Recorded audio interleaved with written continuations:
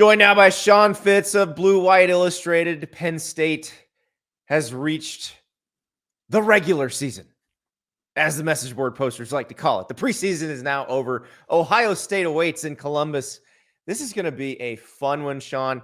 And they're coming off win against UMass. We don't really need to talk much about that. Although I thought it was interesting hearing James Franklin talk about Daquan Hardy earning a job as the punt returner because he returned 2 punts for touchdowns, which was a school record, in a game where special teams may turn it. How big of a deal is that, having somebody that may be able to break one? Penn State's special teams this year has been up and down. You know, they've been good at covering things, but the return game has not had a spark at all. Nick Singleton was the guy last year at kick return. A punt return, they put Caden Saunders back there this year, and just not a ton of initiative, really, you could say. Daquan Hardy went back there. He's returned 3 punts now this season for 129 yards, 43-yard average. Nice job if you can get it. 2 touchdowns this weekend against UMass. But to add that element to your special teams, or to add the threat of that element to your special teams, it can change things. I mean, you look at a game in Columbus, that is a game that so many things are going to be slanted to Ohio State just because the home field advantage is one of the best in college football. And, you know, you can break one of those plays. You look at 2017, Saquon Barkley takes the opening kickoff back, and that set the stage where what should have been a win. Penn State kind of vomited all over themselves there at the end and lost it. But it's really a different element that you can add to this special teams unit. And Penn State needs points any way that they can get them. And if they can get them through punt return, they're going to need it. So you bring up 17, which you're exactly right. They were in control. They should have won that game. Last year, they were hanging with Ohio State until right there at the end. The JT Tuimoloau has, one of the best quarters and a half that you're ever going to see. They seem to be kind of right there with the Buckeyes. Not in the same way, like when they play Michigan, it kind of depends on where they play. But with Ohio State, they seem right there, but they have not broken through since 2016. It's really remarkable because Penn State's played them. You know, I know that other teams have beaten them since that 2016 season, but Penn State has played Ohio State as well as anybody. Like Michigan's got the 2 wins in the last 2 seasons, but like from a schematic standpoint, you could come away from that game last year and say, hey, James Franklin outcoached Ryan Day, which, it doesn't matter because the scoreboard said otherwise. But they've really played it close, and I think they're similar styles. The big play has been a big part of those games over the last decade, and sometimes things like a punt return would swing it, like the block kick in 2016 would swing it. So I think that they're similar built programs where you'd like to say, if you're on the Penn State side, that they've kept it close enough. Now it hasn't been close enough for Penn State fans because they want that W, understandably so, but to play them as consistently as they haven't gotten blown out of the water really very much. So I think that's been something that it's a feather in the cap of James Franklin that really doesn't matter in the end of the day when the scoreboard says what it does. I was at Ohio State's game against Notre Dame and watching Kyle McCord carve up Notre Dame's defense on that last drive. And it was basically when Notre Dame could get a little pressure on him, it didn't go so well. But when he had time, he was pretty surgical. How important is it for Abdul Carter, for Chop Robinson, for those guys to be able to affect him in the pass game? Very important. First-time starter. I think that's the number one obvious thing. And he has been battle-tested with that Notre Dame game, which is something you probably can't say on the Penn State side of things in terms of comparing schedules. But at the same time, this pass rush, you mentioned Chop Robinson, Abdul Carter somewhat. I think he has 1 sack this year. But Adisa Isaac is Penn State's has been their top sack guy so far. Denai Dennis Sutton has been. And then that second wave of pressure. Cam Miller had a couple of sacks this weekend. Johnny Dixon's gotten the quarterback. Manny Diaz is going to try to mess with the head of the first-time starter, which is what anybody would do. It's what it's what Ohio State's defense is going to try and do to Drew Aller. So I think bringing waves of pressure, bringing pressure off of different angles is going to be something that, yes, it will have an effect on Kyle McCord this weekend. And just start with the 4 up front. I think Penn State can get pressure there. Zane Durant has been very good for Penn State on the interior, smaller guy, but very quick to the quarterback. And really, you look at these sacks over the last couple of weeks. Yes, guys are getting the numbers, but there's 3-4 guys hitting the quarterback at the same time. Tyson Pumachan from UMass he was done with it. I mean, he was over it by the second quarter. So Penn State has done a really nice job of getting to the quarterback, putting hits on the quarterback, whether they turn into sacks or not, putting hits on the quarterback. And we all know what kind of effect that can have. I was going to say, how important is it to be able to get there with 4 when you've got to cover Marvin Harrison Jr. and Emeka Ibuka and Cade Stover and that whole group? I mean, it's of paramount importance. I mean, you go on the road. Any coach goes on the road. They get a little bit more conservative, whether it's offense, whether it's defense. So does that mean pulling back another blitzer? Does that mean keeping a guy in the secondary that you wouldn't ordinarily do that? I don't know what Manny Diaz is going to do, but I think that's where I would lean at this point. But getting home in 4 with those guys that we mentioned a little bit earlier, those ends, I mean, they got 5 defensive ends that can really play. And, whether it's sacks, whether it's hits, pressures, whatever, that can lead to good things on the defensive side of the ball. So I think that is to me the matchup. And I think that this defensive line probably is matching up with Ohio State's offensive line better than it has in quite some time. So we all had our fun with the question that James Franklin got last week about how come you don't just tell Drew to throw it deep? And that it's an interesting one to me because Drew Aller is completing 65% of his passes. He's averaging 6.9 yards per attempt, which is not a great number, but he certainly looks like he has the skill set to uncork it when he needs to. Is this a case of them being strategically conservative, saving stuff, or is this a case of he's not going to put the ball in danger because that is his nature? I think they've been strategically conservative to not put the ball in danger because he's a first-time quarterback. And I think that any coach, James Franklin especially, wants to avoid that big turnover. Especially, I mean, you're building up for a game like this. You're not building up for Northwestern Illinois. No disrespect intended, but you're building up for a game like this, and keeping him safe is really what they've done. They did throw it a little bit more down the field. Penn State came out in the first play of the game and it looked like they were going to uncork it. Drew checked down. He sees the field very well. So I think there are times when you look in the past and it looks like guys are chucking the ball up just for the hell of it. But I think he sees it pretty well.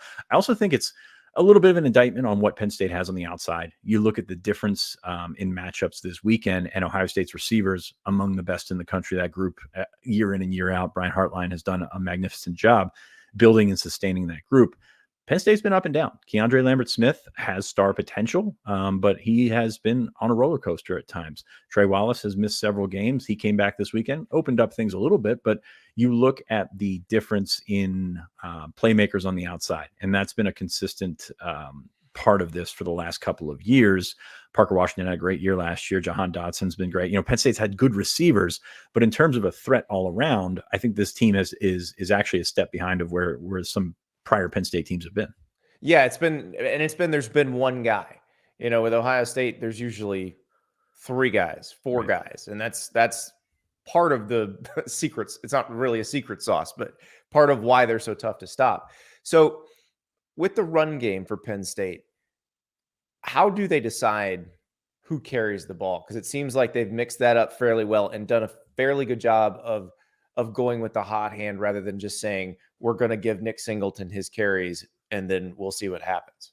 They really haven't done anything by design in terms of taking a guy and sort of shoving the round peg in the square hole, or square peg, round hole, whatever. I think it's been interesting to watch them play the same offense with both guys. And I don't know that they're going to do that this weekend because of the stakes being so much higher. Like Katron Allen came into the game late in the first quarter against UMass, and of course it's UMass, but really just kind of ran things. Like he came in, I think he had an 18-yard carry on his first carry. He just looks so much more natural. By the end of the game, Nick Singleton had, I think, 7 more carries than him. They kind of put him back in. It looks like they're trying to recoach, reteach, do all the things that, you probably build up. And I think we've said on our show, overcoached a little bit, and I think he's overcompensated a little bit. So you haven't seen the explosion from Nick Singleton. But I don't think you coach these guys much different. I mean, you want to compare and contrast what they do well. And Katron Allen's the down to down guy. Nick Singleton's the big play guy. But at the same time, like they're the same size. Like they're guys that really can help out your offense in multiple ways. So I don't think you change much. I just think that the way that Katron Allen is playing right now and the way that Nick Singleton is playing right now, I think that's going to bring the hot hand element into it. And I think Allen should be the guy this weekend against Ohio State. Is this offense a good complement for this defense? Because we just talked about checking down. We talked about, grinding it out in the run game. That seems like something you do when you are very confident that your defense can hold other teams down. Well, you look at the Iowa game, and they've started slow quite a bit. No touchdowns on the opening drive in the last 4 games, and it's been a sticking point really because I think they do have some weapons, they just haven't turned to it, and it's taken some time to get into the flow of things. It took a punt return against UMass to get them into the flow of what they needed to do, and by then they started to open up. It's physical offensive line. They've done some really nice things in terms of, they pummeled Iowa up front on both sides of the ball, and how often do you hear that Right. with an Iowa team, regardless of how many points they can score? I think that's what they want to do. They were down JB Nelson, of course, lost Landon Tengwall before the season. So getting into some of that reserve depth on the offensive line, especially in the interior. So that might change some things. But I think that's what Penn State wants to do. They want to hold the ball. They want to run the ball. They want to be more efficient by keeping that clock going and letting their defense sort of do what their defense does. Their defense is going to have them in every game. I firmly believe that. And I think that's good enough to say that even against an awesome offensive team like Ohio State. So where are Penn State fans at right now? How bad do they need this win? Do they need to be in the hunt for the Big Ten title and not just a good team that is somehow a notch below Ohio State and Michigan? Yep, 2-game season, man. That is where they're at. That's where they've been at for a while. That is the knock on James Franklin in terms of his record against Ohio State and Michigan.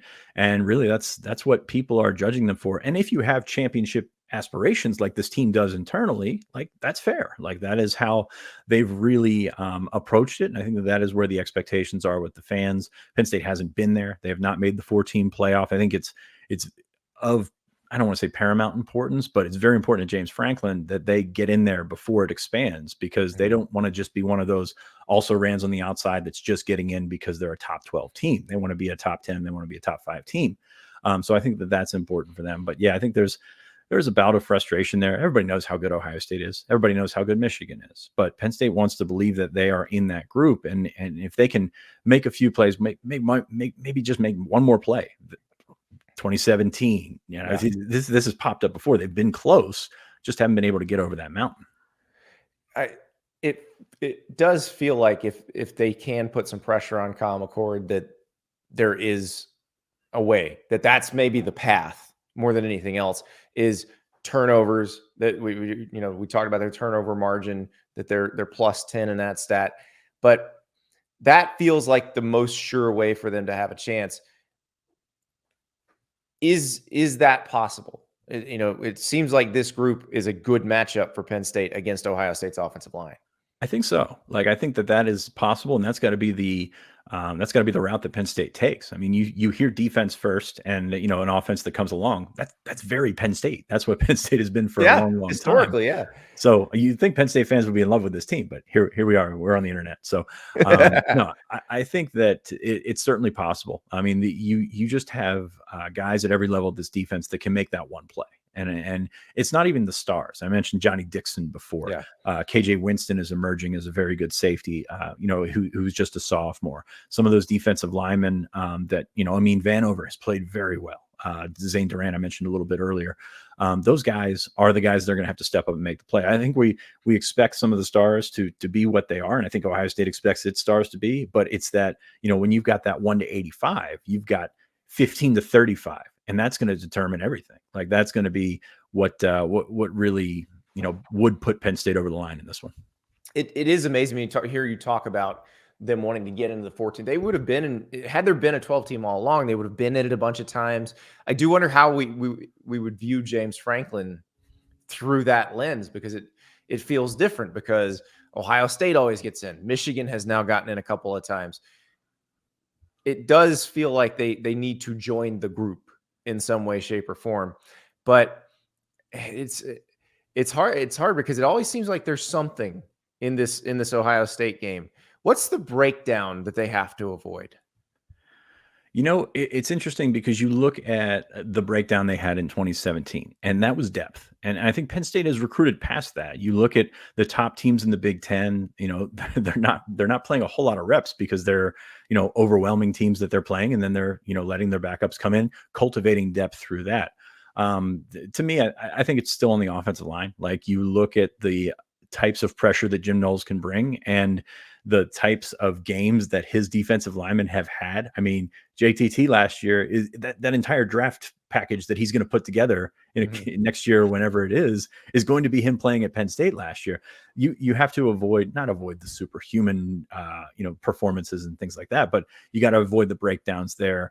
Timing has been a big issue for this Penn State run game. And if you turn timing into a 3-yard loss, that puts them off schedule. That gets them off schedule. And Penn State, I think, is going to have to stay on schedule. I think Ohio State has the big plays in this game. I think Penn State has the ability to sort of squat on it, sort of sit on the football, be efficient, and do what they've done the entire time. And maybe you hit a big play. Maybe you get a guy shaking loose. We saw Parker Washington do it last year. But in terms of depth, in terms of talent, this is as close as they've been for a long, long time. And I think they have the ability to do so. It's just avoid those lapses. I think everybody's going to say, well, James Franklin doesn't run the ball, or 4th and 5, or whatever it might be.